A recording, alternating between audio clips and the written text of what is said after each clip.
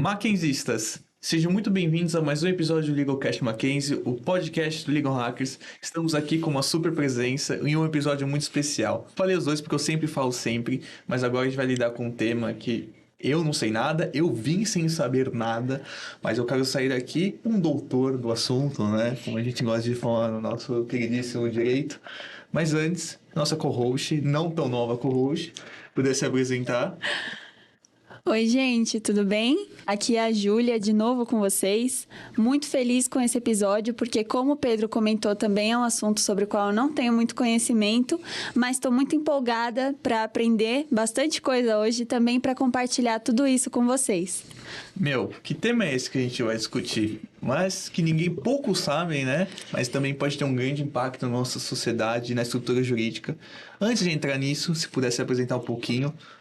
Legal. Pedro, Júlia, estou muito feliz de estar aqui com vocês hoje, todos os mackenzistas e não mackenzistas que nos escutarão.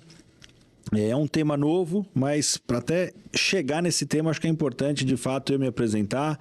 Então, para quem só estiver ouvindo, né, Ricardo Freitas Silveira, hoje sócio da LBCA, Librock Camargo Advogados, fazendo as contas, mais de 20 anos de formado. Ano que vem, concluindo o doutorado nesse assunto, que é o financiamento de litígios e o impacto desse assunto no acesso à justiça. No mestrado, estudei sobre o impacto da inteligência artificial também no jurídico, que é se a inteligência artificial pode prever quem que vai processar uma empresa, né?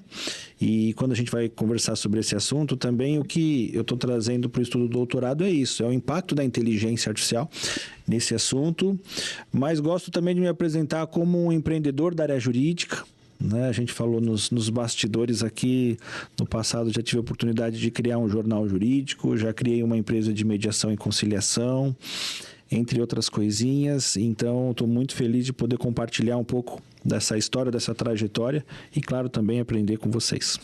Legal, já me deu algumas pulguinhas aqui, já pensando como a inteligência artificial pode impactar no financiamento de litígios, que a gente já está juntando outros temas para poder fazer uma intersecção muito bacana aqui. Mas, começar pelo começo. O que é o financiamento de litígios?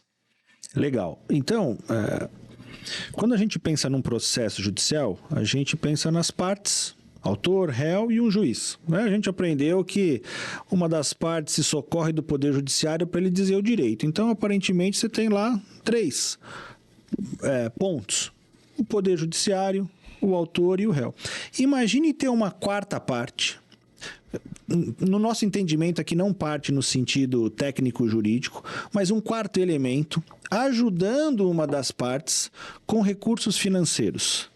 Então imagine que essa quarta parte possa entrar desde o início do processo judicial para financiar um processo judicial. Pensa assim, a empresa A precisa litigar contra a empresa B, mas A não tem recursos financeiros para, por exemplo, pagar uma estrutura jurídica, remunerar peritos, assistentes técnicos. Então, ela tem 2 alternativas: não ingressar contra um processo contra a empresa B ou utilizar desse quarto elemento, esse financiador, para subsidiar essa ação. Isso é um exemplo de financiamento de litígios. Então, esse quarto elemento vai subsidiar essa parte que não tem recursos e, claro, ele faz isso em troca de um pedaço, uma parte dos resultados desse litígio. E se perder? Via de regra, porque tudo é um contrato, a parte que foi financiada não vai devolver aquele valor, né? E quais são os percentuais? Também, com certeza, essa pergunta vai entrar, mas a gente vai responder. Então, em essência, a gente tem um quarto elemento que vai subsidiar esse autor no momento inicial. E ele pode subsidiar uma ação civil, ele pode subsidiar uma arbitragem, que é mais comum, né? Então, quando você pesquisa esse assunto do financiamento de litígios fora do Brasil, via de regra, ele está associado a financiamento de procedimentos arbitrais. Aqui no Brasil é um pouco diferente. Entretanto, é importante que a gente diga logo no início que esse assunto do financiamento de litígios não acontece só no momento inicial. Os fundos também atuam durante o transcorrer de um processo. Eles podem ingressar no meio de um processo, né? Eles podem adquirir aquele processo para aguardar o seu encerramento. Então, sempre que esse assunto vem à tona, se fala muito do nosso mercado de precatórios, Sim. em que demoram-se décadas, né, para um processo encerrar e mais alguns anos para o beneficiário receber. Então, esse quarto elemento também pode aparecer num determinado momento e comprar esse processo, esse crédito da parte que teria um valor para receber. Então, toda essa dinâmica de entrar um quarto elemento com recursos, ou no momento inicial, ou durante o processo, ou para antecipar o recebimento de uma das partes, eu acho que a gente pode colocar isso tudo dentro de um guarda-chuva, que aqui, né, falando com os alunos, o aluno gosta muito de conceito, de expressões. A gente pode falar de financiamento de litígios, financiamento por fundos, a participação de um terceiro. Existem algumas expressões que denominam tudo isso daí, que a gente vai falar daqui a pouco sobre o assunto. Day trade, coach jurídico. Não, é muito legal. E eu também queria te perguntar, agora que você já passou melhor pra gente o conceito, né, certinho, qual seria o papel do financiamento de litígios no cenário jurídico atual e como ele tem evoluído ao longo dos anos? Interessante, ótima pergunta, Julia. Qual que tem sido o papel dele hoje? O que a gente percebe estudando esse assunto? Era uma prática limitada aos precatórios nas décadas anteriores e nos últimos anos isso cresceu para não se limitar aos precatórios nem às arbitragens.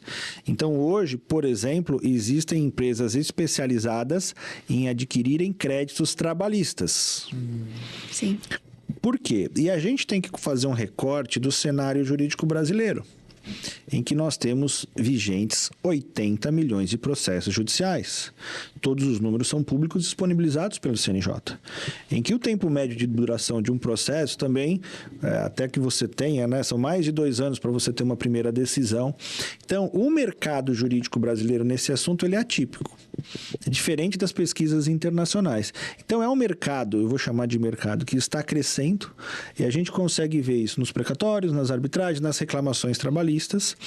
Há também um movimento em processos cíveis envolvendo relação de consumo, e aqui eu quero depois fazer um destaque sobre isso, o quanto que isso pode ser prejudicial para a nossa litigiosidade.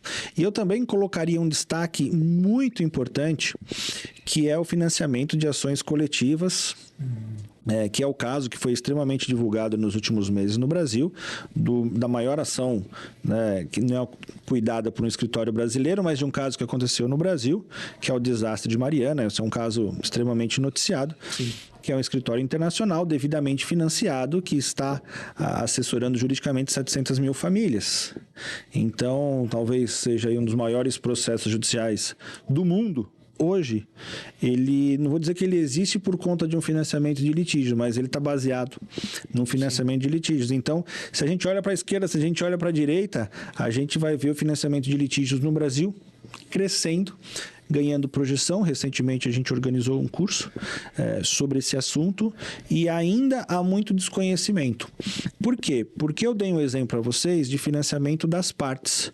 Só que também, Pedro, eu quero depois comentar que esse financiamento pode acontecer para o advogado. Então, muitos advogados também têm encontrado nos fundos uma oportunidade de antecipar os seus honorários. O que pode ser muito interessante, inclusive, para os novos advogados. Com certeza. Que podem não ter fôlego para acompanhar, para aguardar a tramitação normal de um processo judicial. Quando eu penso em falar nesses financiamentos de litígio, tudo que você explicou, eu imagino principalmente no impacto social que isso deve ter. Você vai falar assim, falando de forma bem grosseira, né, aqui, e me corrige, por favor.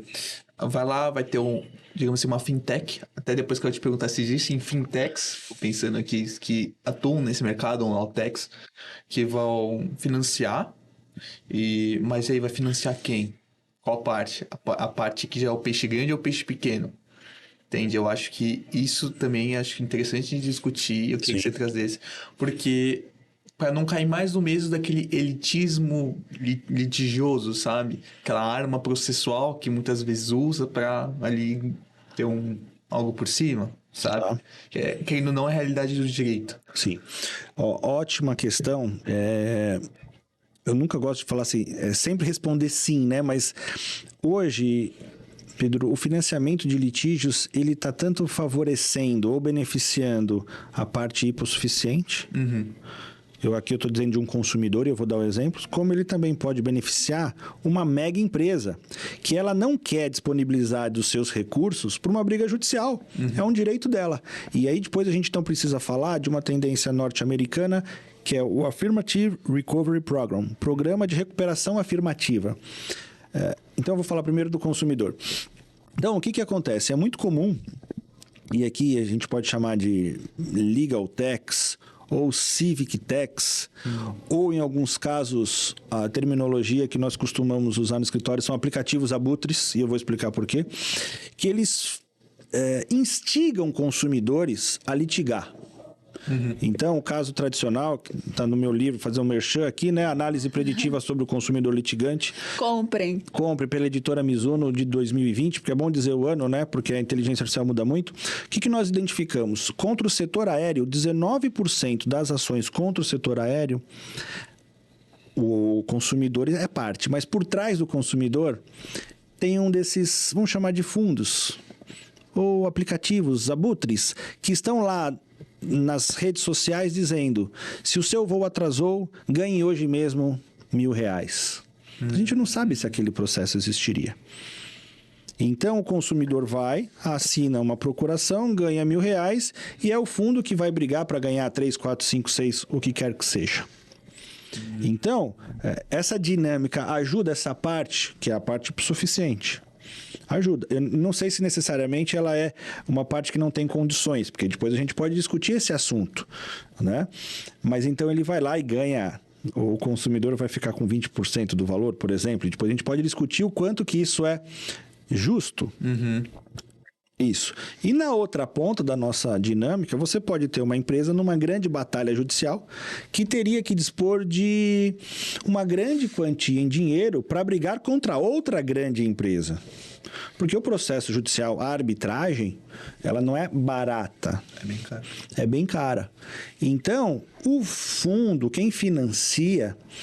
Há quem financia as ações pequenas, inclusive ações previdenciárias, em que o titular, o beneficiário, pode ceder o seu crédito, como há na outra ponta o benefício, o subsídio financeiro para o grande. Sim. O grande lutando contra o grande. Né? E há também casos... específicos, também saiu no jornal, um herdeiro que não fazia parte da família originária, numa disputa judicial contra os outros herdeiros, vamos dizer assim, anteriormente reconhecidos, que ele precisava de recursos para poder disputar aquela herança em situação de igualdade. Né? Por isso que, exceto nesse caso que eu comentei com vocês, contra o setor aéreo, contra as instituições financeiras, por exemplo, porque hoje a gente precisa ponderar os assuntos. A gente está falando de financiamento de litígios, que é um assunto da moda, só que existe outro assunto que também está aí na pauta, que é a litigância predatória. Sim. Que é um assunto que está nos jornais, que é prioridade também para o Poder Judiciário, para as empresas e para os advogados. Então, essa mistura pode ser uma mistura um pouco explosiva, que a gente tem que tomar bastante cuidado. Mas, exceto nessa mistura explosiva, o financiamento de litígios hoje pela comunidade acadêmica, ele é considerado um instrumento de acesso à justiça. Né? Embora no Brasil a gente tenha inúmeras hipóteses de você ingressar na justiça sem o pagamento de custas, a gente sabe que mesmo assim você tem ali outras formas que você tem que disponibilizar de recursos para contratar um advogado e tudo mais. Sim. Ele meio...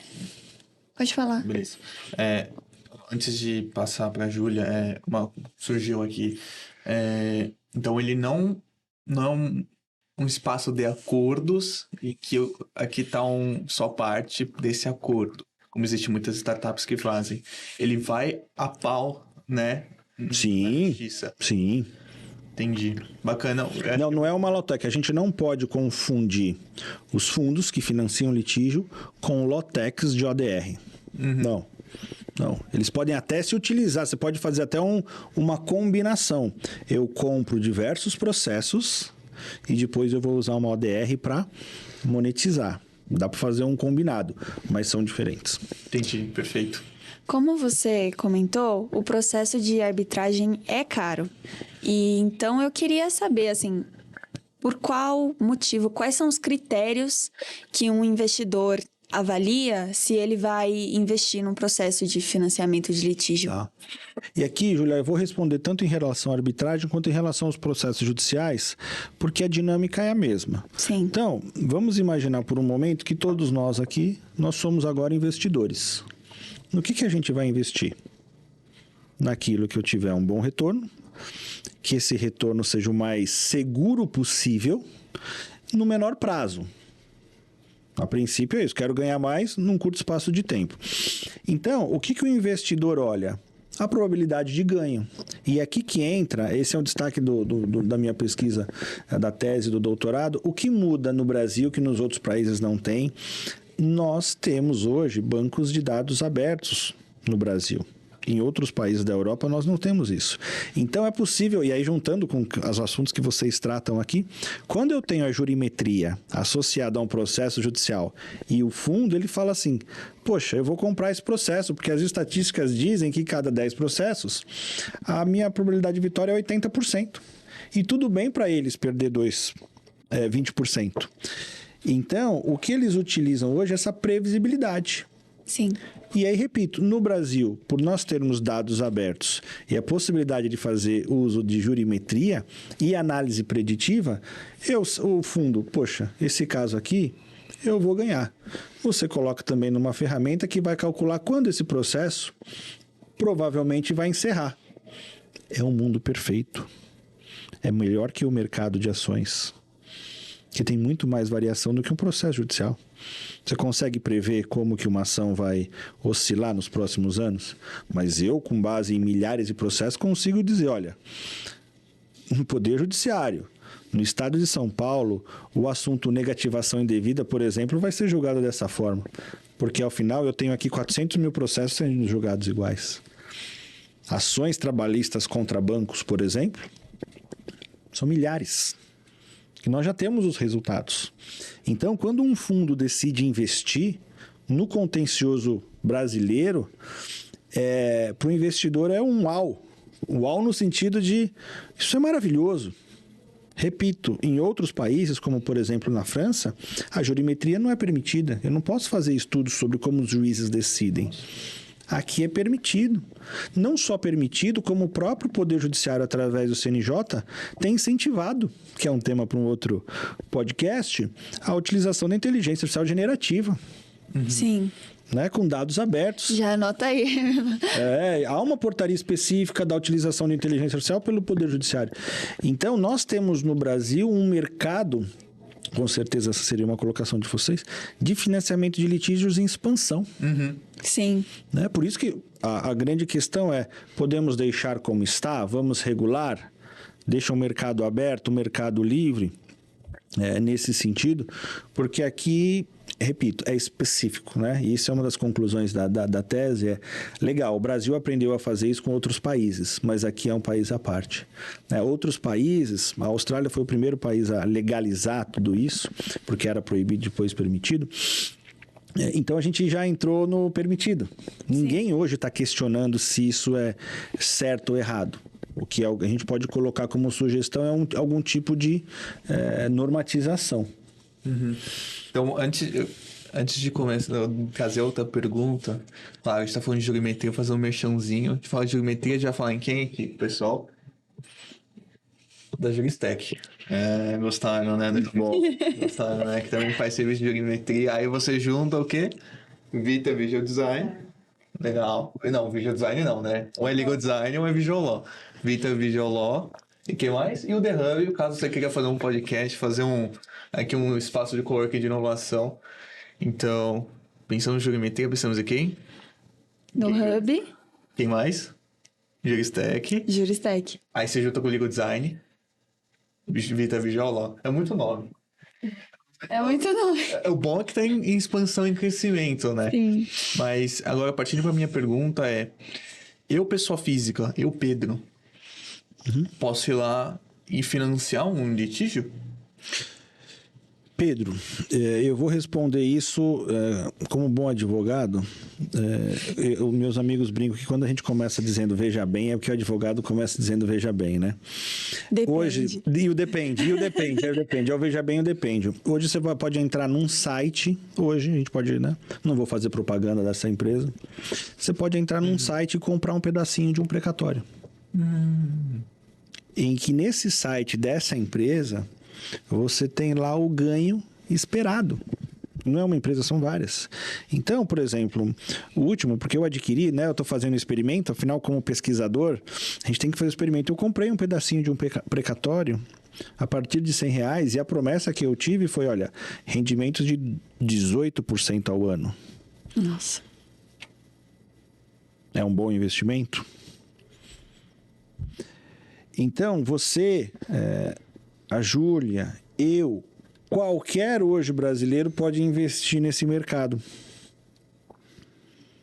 Por quê? Porque ele é livre, ele é aberto e você pode comprar lá especificamente o que você deseja. Então, não é uma empresa, né? Isso hoje está acessível. Né? Do mesmo jeito que eu também comprei um pedacinho lá, ele chama de crédito cível, ou seja, quando uma empresa deve para outra, o credor ele pode trocar a expectativa de recebimento dele, futura e incerta, por um dinheiro na mão agora. É um caso, né? Na LBCA nós desenvolvemos uma área dessa, nós ajudamos os nossos clientes a identificar ativos dentro da companhia. Nós trabalhamos no escritório para pessoas jurídicas.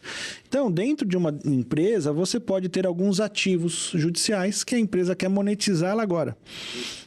Então, esse é um caso real. Um cliente nosso tinha lá uma dívida, ou seja, ele esperava receber um crédito, né, melhor dizendo, de R$3 milhões, só que o devedor estava em recuperação judicial.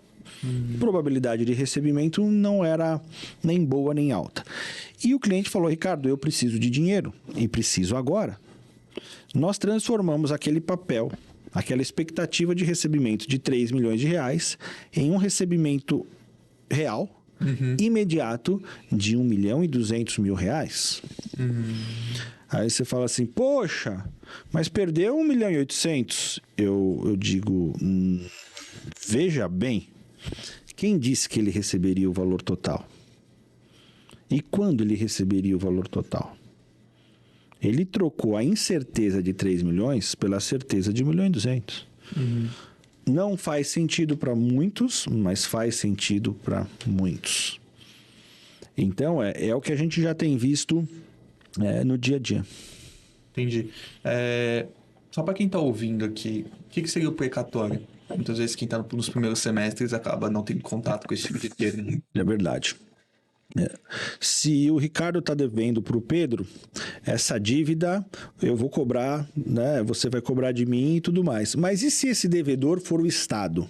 Né? Então, quando esse devedor... Estou tentando aqui falar, não como professor, mas considerando os alunos. Quando o devedor for o Estado, é gerado esse documento chamado um precatório, dizendo que o Estado deve...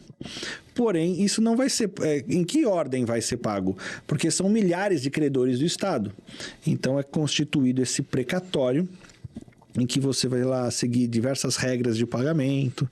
Tem agora a PEC do precatório. Então, assim, precatório é aquele documento que vai dizer que já há uma dívida constituída do Estado e que ele precisa pagar quando ele tiver dinheiro.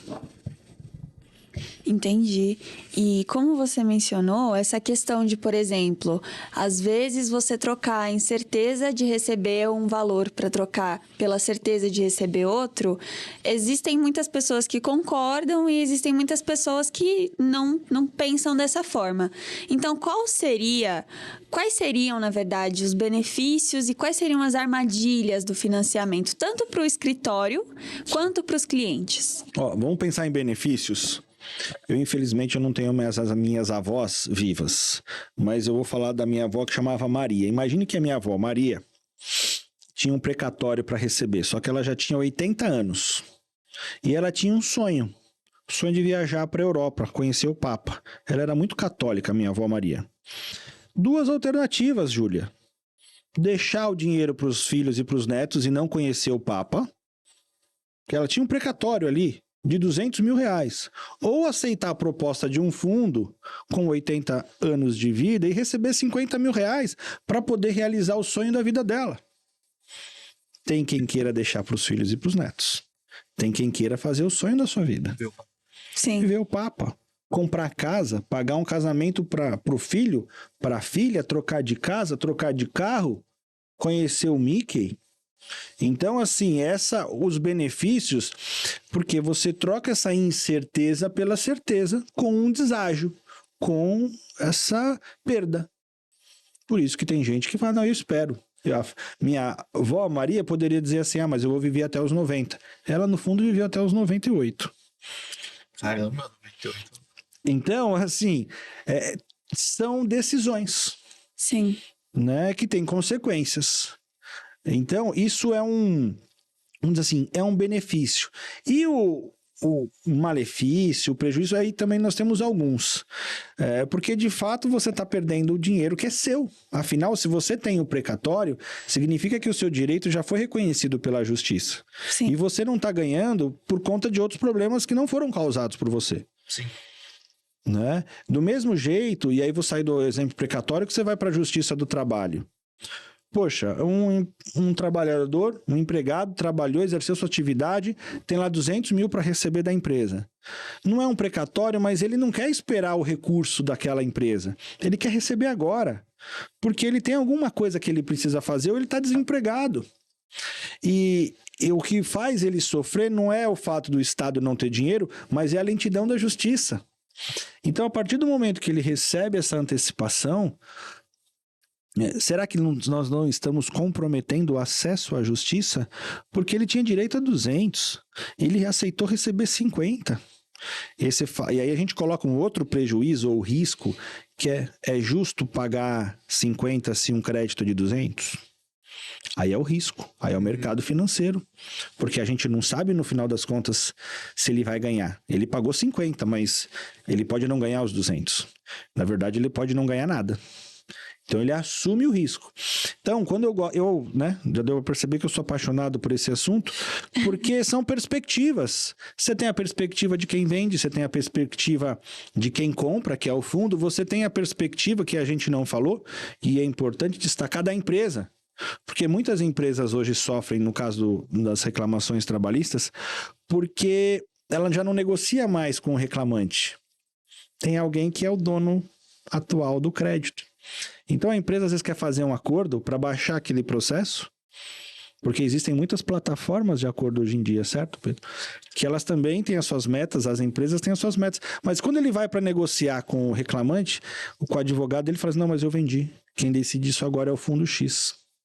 Então é uma outra perspectiva, a perspectiva da empresa, a perspectiva de quem vendeu, a perspectiva de quem comprou, e tem a perspectiva do judiciário. Eu coloco isso em alguns detalhes da pesquisa, assim, é para isso que o Poder Judiciário existe? Para gerar lucro para o fundo? Eu coloquei isso para um amigo e professor, ele começou a refletir. Porque uma das expressões que eu uso na tese é o Poder Judiciário como um instrumento do mercado financeiro. Né? Em muitos casos, que é pior, eu vou colocar mais um ponto negativo, embora eu seja favorável com ressalvas ao financiamento de litígio. Esse caso de consumidor, em que o fundo está ganhando através de uma reclamação de consumo, foi no juizado especial, significa que não pagou custas, significa que ele usou a máquina para um processo judicial sem ter pago por isso. Então, o João, vou dar o nome do João, que é o nome do meu filho, o João entra com uma ação no juizado especial civil sem pagar custas, ele cede esse direito para o fundo A, o fundo A vai lucrar R$4 mil usando o Poder Judiciário sem pagar nada por isso. Vocês podem chamar um dia alguém do Poder Judiciário para... Como é que você se sentiria, né? Considerando que a lei dos juizados especiais cíveis foi criada para beneficiar um hipossuficiente e agora tem um fundo com bilhões usando a máquina para isso, enquanto o Poder Judiciário tem recursos limitados. Eu gosto, né? Eu vou colocar mais um assunto, depois eu quero deixar a pergunta de vocês. Porque a gente não pode pensar o Poder Judiciário só na questão de contencioso. O Brasil hoje tem mais de 900 mil presos. 300 mil estão presos e não foram julgados. Será que se eu não tivesse mais recursos, esses seres humanos, culpados ou inocentes, eu não sei, não teriam sido julgados antes? Então a gente precisa ver a máquina do Poder Judiciário, essa estrutura, de uma forma global. Eu acho excelente a lei dos juizados especiais cíveis. Eu tenho algumas contestações. Eu não acho razoável uma pessoa que tenha viajado para Paris, ficado 30 dias lá, usar do Poder Judiciário e não pagar custas. Porque ela tem condições. Sim. E ainda não vou achar justo que um fundo lucre com isso. Seja tendo o passageiro viajado para Paris ou para qualquer lugar. Por quê? Porque não foi para isso que a legislação foi feita. Então, tem alguns detalhes típicos brasileiros que tornam esse assunto tão vibrante. Nossa, Pedro, você pode fazer a próxima pergunta, porque a minha cabeça explodiu aqui. Eu não sei nem o que comentar. Eu nunca tinha refletido dessa forma. Você, na verdade, é a primeira pessoa que eu vejo colocando nessa perspectiva, assim. De verdade. Nossa, eu tô... Por isso que aqui já fica uma dica para os alunos mackenzistas e todos. Estudem a graduação, depois façam o mestrado e o doutorado, inclusive no Mackenzie. Tem alguns amigos que fazem o doutorado no Mackenzie. Esse tipo de reflexão acontece na vida acadêmica. Eu tô só quieto aqui, só ouvindo. Então... Só Fazendo o merchan da casa, hein, pessoal? muito grande, de muitas coisas, de muitas variáveis, de muitos impactos sociais também. A Sim. gente está levando isso de um reflexo de filosofia política, de uma análise sociológica. De políticas públicas, de acesso à justiça. De acesso à justiça, Exatamente. de ciência política. A gente vê o problema que a gente tem no encarceramento em massa que existe no Brasil. As pessoas estão em condições, as pessoas que estão lá, os detentos, eles estão em condições, assim, terríveis, não tem saneamento básico, não tem nada, estão totalmente em vulnerabilidade, enfim, culpados ou não. O problema de encarceramento em massa... Essa conexão foi boa, né? Nossa, foi. É o mesmo Poder Judiciário que está sendo utilizado por um fundo, muitas vezes internacional, lucrando com a nossa estrutura, sabendo que a gente precisa fazer muitas outras coisas por aqui. Sabendo dos nossos problemas sociais. Isso vai dar um bom corte, tá? Não, isso vai dar o corte. Vai dar um Isso bom vai corte dar pro nosso o corte. podcast. Obrigado, Ricardo. E você falou do Poder Judiciário. Se algum juiz da STF estiver escutando isso, queremos vocês aqui, tá? Vocês aceitam? Sim. Certo, beleza. Então, Vocês estão convidados. o Derrub aceita vocês aqui, tá? Passando um pouquinho mais aqui do que a gente estava discutindo, a gente falou de financiamento de litígio, me surgiu duas dúvidas. E desculpa se for uma dúvida super leiga, assim, porque eu também não tenho tanto contato com o processo, já tive, mas hoje não mais, tô numa área mais consultiva. Então, meio que troca a parte, como funciona? Tem, eu não sei, sei lá, tem negociação lead, não sei como Não, funciona. a parte não troca, Pedro, não troca. Existe, está previsto no Código Civil a cessão de crédito, artigo 286. Então, é um crédito que eu vou ceder para um fundo. Entendi. E aí começam, não é o foco da nossa conversa, mas as discussões, algumas discussões técnicas jurídicas são assim, ok, mas quem toma as decisões do processo? A parte ou o titular do crédito? E se o titular do crédito tiver outra estratégia jurídica? Então, algumas questões que são discutidas por aí no Brasil e no mundo. Do mesmo jeito que há hoje, é importante, embora não tenha sido uma pergunta de vocês, mas geralmente as pessoas questionam, mas esse tema está na justiça? O único processo hoje que versa sobre isso não versa sobre a legalidade, versa sobre o dever da parte informar que vendeu o seu crédito. Então, hoje existe um processo que já teve uma primeira instância, uma decisão, agora uma segunda instância, vai subir para o STJ, que é o seguinte, numa disputa arbitral, a parte quer saber para quem a outra parte vendeu o crédito ali, aquele direito. é mais ou menos o seguinte: eu quero saber com quem que eu estou disputando. E aqui também vou abrir agora um pouco o leque. Muitas vezes essas operações de compra, elas têm outros, como é que eu posso te dizer, objetivos. Quando eu invisto num processo, eu quero saber contra quem que eu estou brigando. Por quê? Por que você está me processando? É só o dinheiro ou não? Então, tem muita coisa envolvida quando a gente vai falar numa arbitragem. Então, hoje, o assunto que está sendo discutido no STJ é sobre esse dever de revelação, não do árbitro, mas o dever de revelar, de transparência. Olha, nessa disputa aqui, eu estou sendo financiada por esse fundo. Ah, entendi. Nossa, muito bom.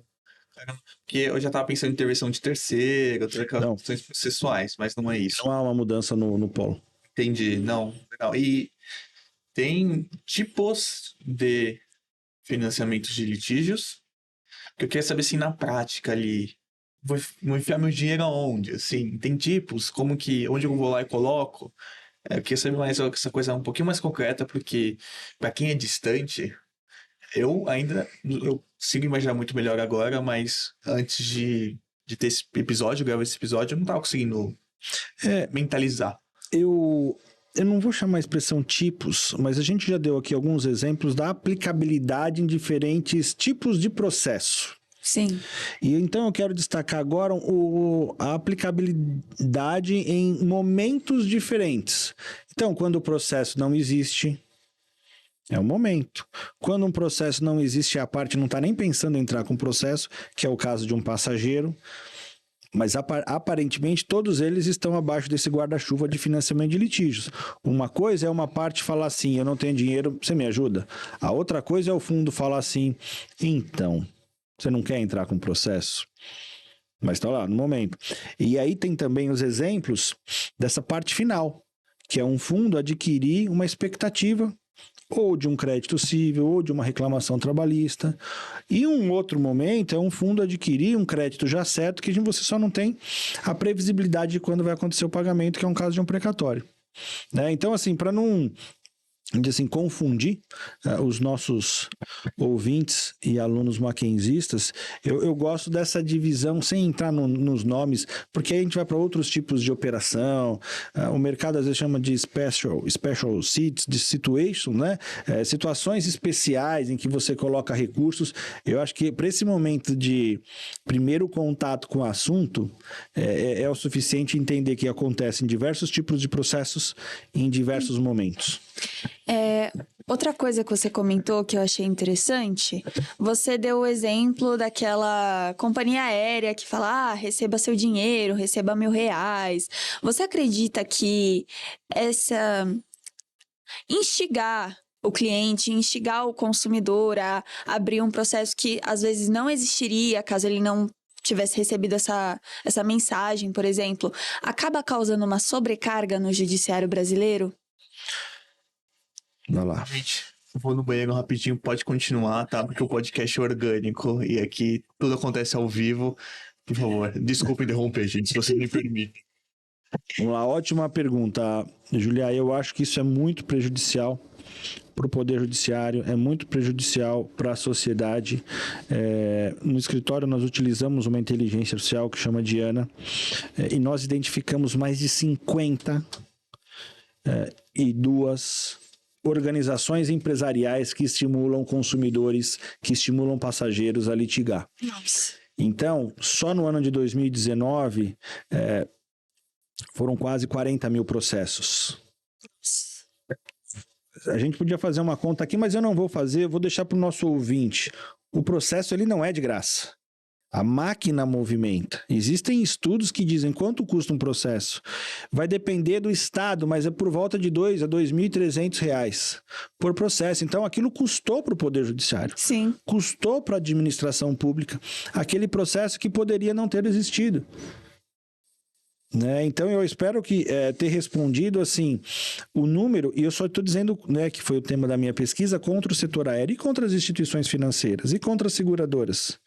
Quantos processos a gente não poderia ter evitado para alocar recursos em outras demandas do Poder Judiciário, Então E, ao mesmo tempo, claro, quantas partes que já não foram auxiliadas? Eu dei o exemplo da minha avó, falecida Maria. Quantas outras Marias que não receberam a antecipação do seu crédito, do seu precatório, e puderam usufruir ainda em vida? Então, esse é o tema da minha tese no doutorado. Muitas pessoas não têm nem conhecimento, né, de que eles têm essa opção. Eu acho que aqui está o mérito de vocês, né? Esse é um tema absolutamente novo. Sim. Que as pesquisas internacionais, elas não dão conta do que está acontecendo aqui no Brasil, né? Recentemente eu participei de um evento em Frankfurt que conectava esse nosso assunto aqui com temas ESG. Que demais. Né? Então, eu conversando com um advogado holandês e falando do número de processos no Brasil, ele falou assim, não, 8 milhões? Eu falei, não, 80 milhões. Nossa. Então, ninguém acredita nesse número de processos. Do mesmo jeito, né, um outro advogado alemão, ele não entendia como nós temos a possibilidade de fazer jurimetria. Né? Então, a gente está diante de uma situação absolutamente específica no Brasil. Consequentemente, que precisa de um tratamento específico. Se você me pergunta se eu sou favorável ou contra, eu sou favorável, mas nós precisamos ter limitações. Nós precisamos de alguns ajustes, né? E acho que é bom para regular esse mercado. E, de fato, hoje a gente transformou o papel, no caso, um papel de um processo judicial, num ativo. Né, para o mercado financeiro, que busca o lucro. Ok, o mercado busca o lucro, mas e o Poder Judiciário? Qual que é a finalidade dele, que a gente aprendeu e que ele executa? Eu tenho a oportunidade de conhecer alguns colegas, né, na pesquisa, por fazer no IDP em Brasília, muitos colegas do CNJ. Um trabalho sério, um trabalho bonito, de acesso à justiça, profissionais que estudam a administração da justiça. E eles têm curiosidade para entender esse assunto. Sim. Né? Porque eu coloquei para eles numa aula, poxa, quanto mais eficiente vocês forem, o CNJ, o Poder Judiciário for, maior o lucro. Tá certo isso? Qual que é a pegadinha aí do que está acontecendo? Então é um tema para ser discutido, para ser enfrentado. Com certeza. E é interessante como está tudo interligado, né? O mercado financeiro, a tecnologia e o judiciário. É isso. Mas agora que nós falamos assim dos casos em que seria desnecessário o financiamento de litígios, em quais casos você acha que seria vantajoso? Além daqueles que têm a previsibilidade já de eu vou ganhar essa causa, quais seriam os casos mais vantajosos assim? Olha, ótima pergunta. Eu vou fazer referência ao que nós comentamos no início da nossa conversa. Nos Estados Unidos o nome é esse, eu não gosto de falar em inglês, mas é o Programa de Recuperação Afirmativa. O que acontece, Julia? Muitas empresas deixam de se socorrer do Poder Judiciário, mesmo tendo direito, porque custa. Então, assim, você já viu uma expressão, colocar dinheiro bom em processo, em coisa ruim? Sim. É para isso também que o financiamento de litígio serve. Então, olha, imagina essa empresa dentro desse exemplo que eu coloquei. Ela já perdeu 3 milhões de reais. Ela vai ter que contratar um escritório para fazer a cobrança. Ela vai ter que, eventualmente, contratar uma pesquisa de bens. Ou seja, para quem já teve um prejuízo, gastar mais. Então, há uma linha nos Estados Unidos que, se você usar os fundos para de fato executar, cobrar aquilo que você tem direito, você inclusive se torna uma empresa mais respeitada no mercado. É como se assim, aqui o contrato comigo é para valer. Sim. Quando na verdade a gente vive aqui um pouco diferente, né? Por os bancos, por exemplo. Muitos bancos, eles não cobram dívidas até 30, 40 mil reais. Por quê? Porque não compensa. O próprio Poder Judiciário não está entrando com ação abaixo de 20 mil. Poder Judiciário não, os entes públicos, né? Por quê? Porque não vale a pena, porque custa caro. E o percentual de recuperação é muito baixo. Mas aí eu pergunto, eu não sei se a melhor expressão é justo, mas assim, é correto? Então eu estou devendo 50 mil, não paguei, o poder público vai me cobrar. Você está devendo 40, não pagou, e aí não há cobrança. A hora que o mercado entende a regra, a gente vai ter um problema de cumprimento das obrigações. Sim, Então, para exato. esses exemplos que eu estou dando, eu respondo essa sua pergunta em quando, né? Em que circunstância, situação, o financiamento de litígios é mais benéfico. Então, quando você precisa fazer valer o seu contrato, mas você não quer gastar dinheiro bom com uma coisa ruim, que é um processo judicial, né? Porque é mais despesas. Sim. Embora advogado, a gente tem que reconhecer que ninguém monta uma empresa para ter processo judicial, né? Desculpa, gente, tinha bebido muita água, mas já chegando de paraquedas aqui, é interessante como há um movimento no direito de outras áreas virem para o direito. Porque a gente acompanha o Tecnolaw, né, que é a tecnologia no direito, tecnologias só no direito, o marketing jurídico, o design, como aqui a gente faz na Vita, mas agora o mundo financeiro. Que exatamente, sim, você vai saber muito mais que eu, mas essa é 100% a lógica financeira de investimento. Até a questão do quando é muito importante dizer que é aquele investimento de longo prazo, de curto prazo, que ele é mais seguro, ele é mais inseguro, depende do risco. É muito interessante ver esse movimento do direito, eu não sei se você concorda comigo, mas acho que tem muito por vir aí nesse sentido. Concordo totalmente com vocês. Beleza. O direito não está isolado, né? Tem aí, como diz Luhmann, um acoplamento estrutural entre o sistema jurídico, o sistema financeiro e tudo. Eles são independentes, mas quando eles juntam, também muita coisa acontece. Então, e a tecnologia serve para isso. Esse Luhmann é aquele que pensou nos... Então, era isso que eu ia Isso aí. perguntar. Da organização dos sistemas, Isso né? aí. O cara sabe muito, né? Isso que é Ele É quem faz doutorado sabe essas coisas. disciplinaridade. É isso. Prometo que quando a tese estiver pronta, eu vou compartilhar com vocês. Obrigada. Tá lá, Luhmann tá lá. Nesse assunto extremamente novo, a gente encontrou lá uma fundamentação teórica que Luhmann já previa desse acoplamento de sistemas. É muito interessante, porque assim, na faculdade, eu não sei o Pedro, mas eu tô vendo Luhmann em outra parte, a respeito da renovação do direito, como estabelecimento dele como uma ciência mesmo, né? Então, colocar Luhmann nesse contexto é, assim, muito legal. E o Pedro ama filosofia também, sociologia, então se a gente entrar nesse tema, a gente fica aqui até amanhã. Eu aprendi Luhmann, né? Eu já tinha conhecido, mas eu fiz essa conexão numa aula do doutorado sobre hermenêutica jurídica. Então, assim, foi incrível. Eu compartilhei com o professor Ulisses Viana, excelente aula, sobre isso. Falei, professor, a minha expectativa quando eu entrei na aula, e muitas vezes nós, alunos, porque todos somos, a gente entra numa aula sem uma grande expectativa. Sim. E a gente é surpreendido, né? Isso é verdade. Eu falei isso sinceramente com o professor. Olha, professor, quando eu ingressei nessa aula, a minha expectativa não era encontrar alguma coisa que ia cair tão perfeitamente na tese e depois a gente riu juntos, mas foi muito bom. Então, Luhmann também estará na tese, na pesquisa.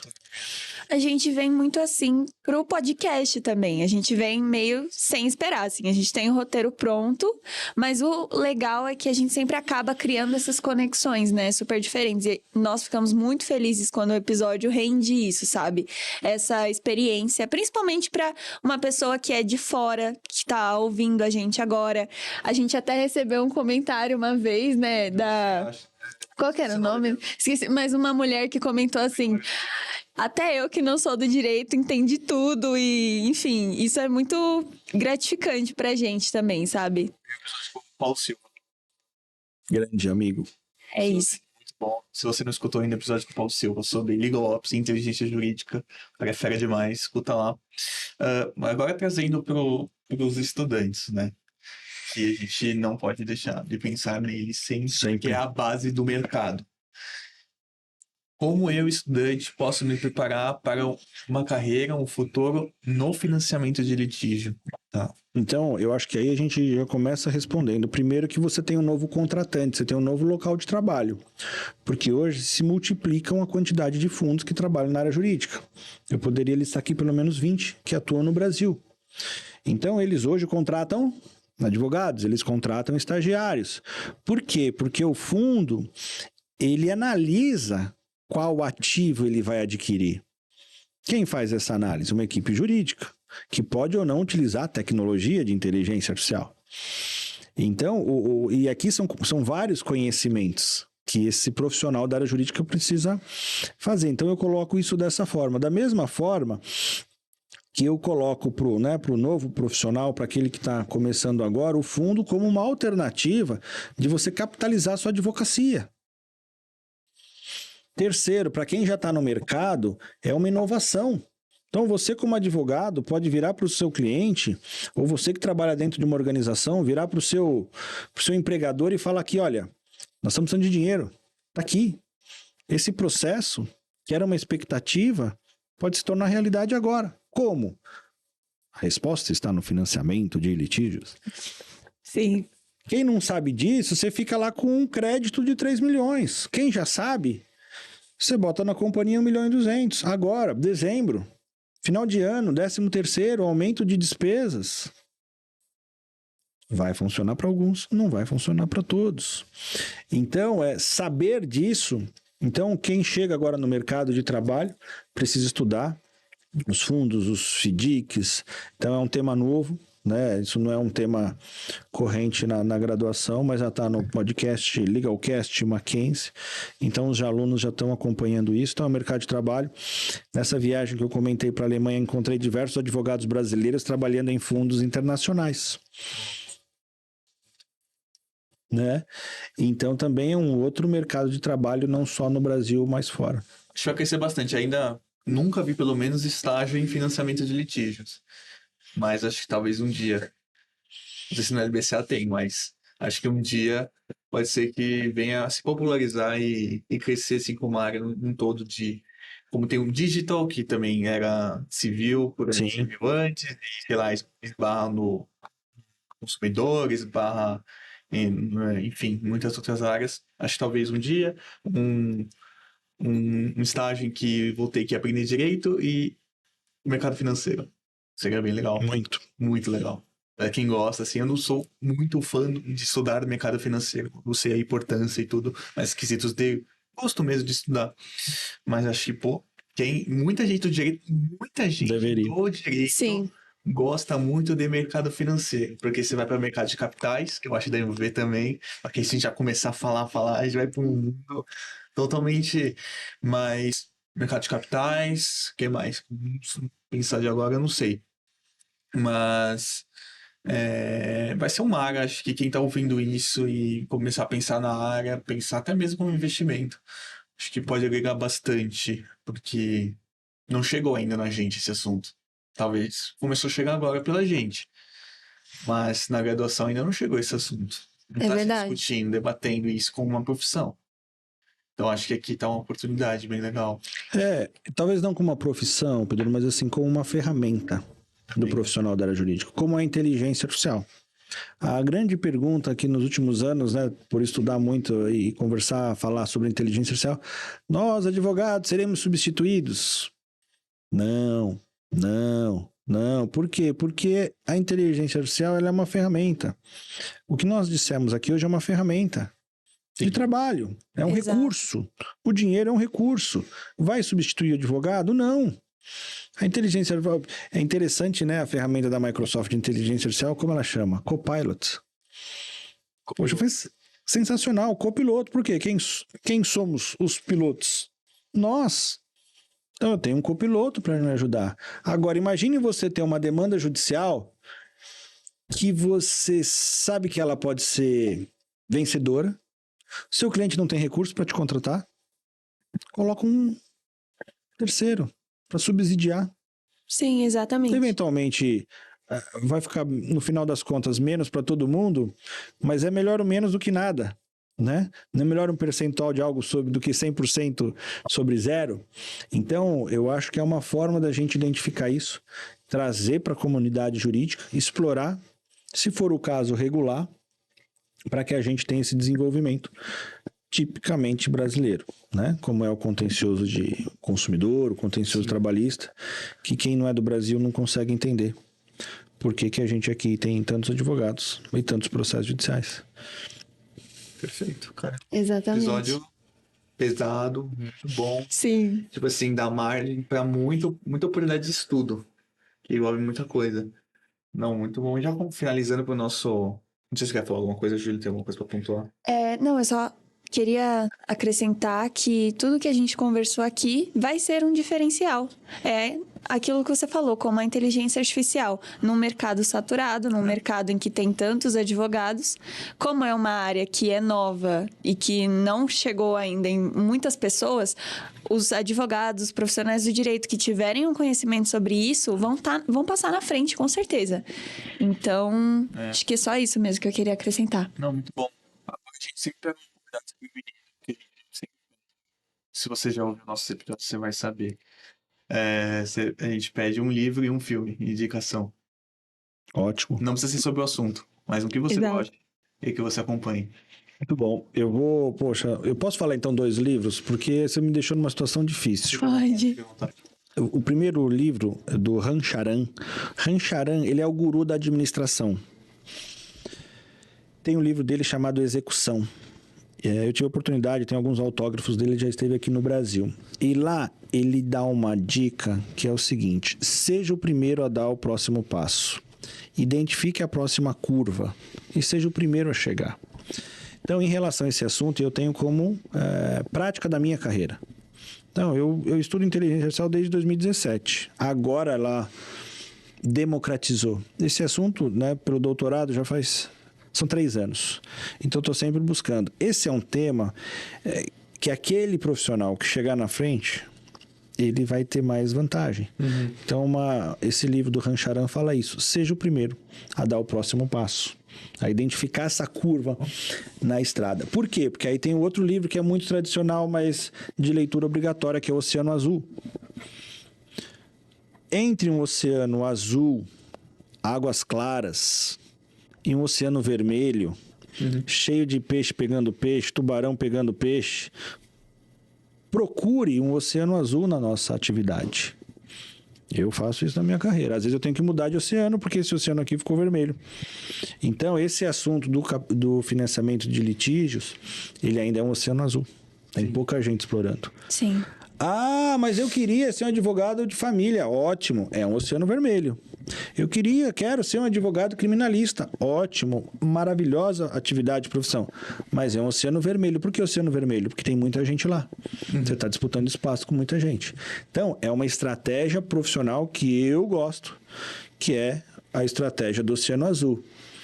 É onde tem menos gente? Por enquanto, porque daqui a pouco é igual ao LGPD. É igual à inteligência artificial. Minha primeira palestra sobre inteligência artificial na FENALO, foi em 2019. Nossa. Hoje, não há um advogado que não fale de inteligência artificial. Foi basicamente o tema da... Foi o tema em 2019.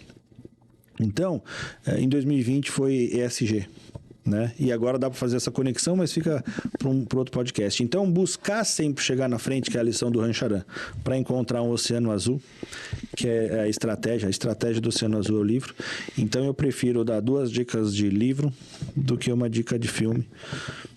Né? Pode indicar um filme também, se quiser. Olha, eu sou fã do Gladiador. Eu acho que é um filme muito bom.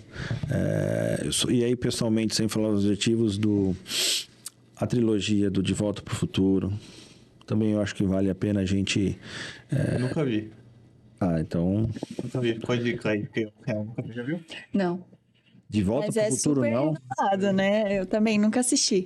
Se eu fosse o professor, agora você tem uma marquinha negativa.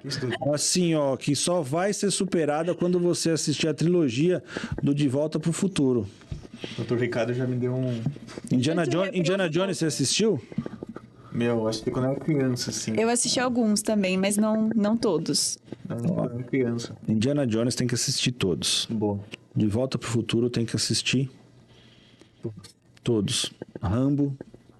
Puta. Nunca vi também. Não viu Rambo? Rock Balboa. Já, também já vi. Acho que eu só não vi aquele 2000. Sem entrar em detalhes, a produção tá rindo. Tá achando graça.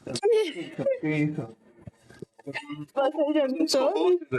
Meu Deus, a gente tá pra trás, Pedro. Agora eu consigo entender porque que meu filho não quer assistir os mesmos filmes que eu, tal, essa nova geração. Eu falo, vamos assistir De Volta ao Futuro, ele 13, 15, 13. Ah, mas tem De Volta ao Futuro com uma criança. É sensacional.